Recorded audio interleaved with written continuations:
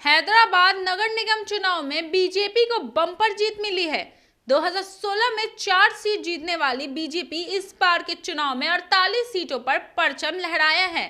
TRS 55 सीटों के साथ सबसे बड़ी पार्टी बनी है, लेकिन सबसे ज्यादा नुकसान टीआरएस को ही हुआ है। लेकिन इस चुनाव में इस शख्स की सबसे ज्यादा चर्चा हो रही है। यह चर्चा पूरे हैदराबाद में है और यह इंसान है असदुद्दीन ओवैसी की पार्टी AIMIM 44 सीटों पर जीत दर्ज कर यह जता चुकी है कि हैदराबाद में उनकी चमक अभी भी बरकरार है। और जो लोग दावा करते हैं कि ओवैसी की पार्टी अब धूमिल हो गई है, वह कहीं ना कहीं काफी गलत सोच में है।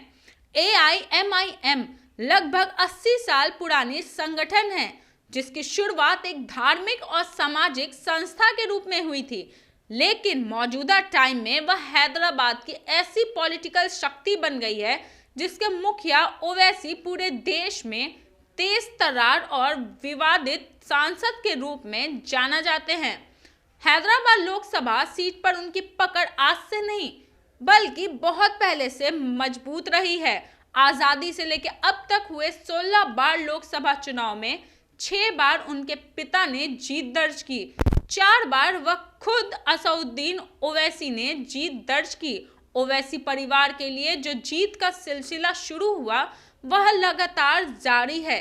तो यह बताने के लिए काफी है कि हैदराबाद में ओवैसी का कैसा जलवा रहा है। हम बता दें तो इन्हें सबसे बड़े आलोचकों के रूप में देखा जाता है। आंध्र प्रदेश के निशान कॉलेज से स्नातक करने के बाद उन्होंने लंदन से वकालत की डिग्री हासिल की थी। अभी वह AIMIM के अध्यक्ष बने हुए हैं। उन्होंने चार मीनार विधानसभा सीट से चुनाव जीतकर पॉलिटिक्स में कदम रखा था। 1944 से 2000 के मध्य 2 बार राज्यसभा के सदस्य आंध्र प्रदेश से रह चुके थे।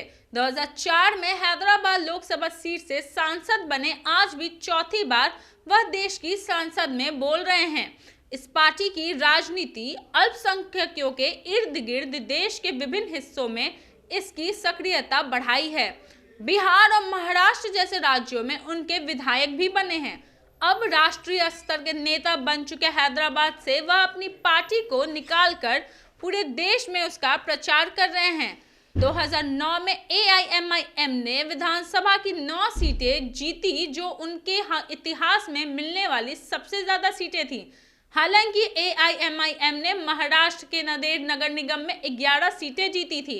2014 में मोदी लहर के बावजूद भी वह हैदराबाद से 6 लाख से ज्यादा वोटों से जीते थे और अपने पार्टी के सांसद हो, लेकिन वह मुसलमानों की आवाज बनकर पूरे देश में अपनी राजनीतिक पहचान बना चुके हैं।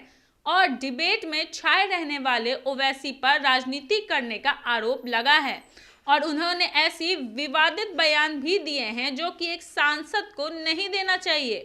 कोई भी आदमी यह समझ सकता है कि इतना पढ़ा लिखा और ऐसी बात करने वाला राजनीति ऐसा क्यों करता है।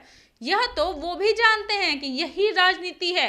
यह उन्हें भी मालूम है कि यदि वह भड़काऊ भाषण नहीं देंगे तो उन्हें वोट नहीं मिलेगा। अपनी वोट की राजनीति और तमाम विवादों के बीच उनके पक्ष में अच्छी बात यह है कि वह विपक्ष का एक सबसे मजबूत चेहरा बन चुके हैं।